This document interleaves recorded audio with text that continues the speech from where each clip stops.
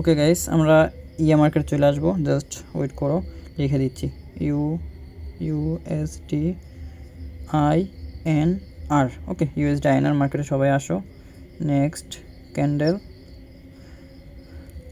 Candle wait করো, আর একটু পরে আমি দিচ্ছি, জাস্ট এটা রিভার্সাল যাতে না করে ফেলে।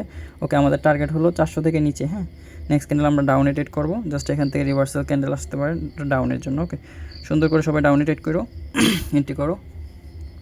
ওকে, আমাদের টার্গেট কিন্তু আমরা রাখছি হলে কিনা কোথা থেকে দেখো, এই যে উপরে থেকে যতটুকু পর্যন্ত টাচ করে আসছে, উপরে যেই 240, আচ্ছা আমরা 400 বলি সরাসরি, 400 যে রাউন্ড ফিগারটা আছে, এই রাউন্ড ফিগার পর্যন্ত এটা টাচ করে আসছে ক্যান্ডেলটা আগের। ওকে, ইউএসডি আইএনআর এর আগেরটা টাচ করে আসছে, সো এটা থেকে আমরা নিচে পর্যন্ত রাখছি। ওকে, জাস্ট এখানে আমাদের যদি ক্লোজিংটা নিচে হয় তাহলে প্রফিট হয়ে যাবে, যেহেতু আগে থেকে রাউন্ড ফিগার থেকে টাচ করে আসছে। ওকে, আমি জানি না আমার ফোনে কেন জানি ক্যান্ডেলগুলো ছোটো ছোটো দেখায়, এই কারণে অনেক সময় প্রবলেম হয়ে যায়। আসলে আমি বড় ডিসপ্লেতে শেয়ার করলে এটা কেন জানি আমার ফোনে অটোমেটিক্যালি ছোটো হয়ে যায়। ওকে, তো দেখো ভাই, প্রত্যেকটা এন্ট্রি আমি দিতেছি, প্লাস হলো আগে থেকে বইলা দিতেছি এবং রাউন্ড ফিগার বেড়া বইলা দিচ্ছি। রাউন্ড ফিগারগুলো মনে রাখবা, মার্কেটের পলিসি মনে রাখবা, তাহলে তুমি নির্দ্বিধায় মনে করো ট্রেড নিতে পারো সারাদিন।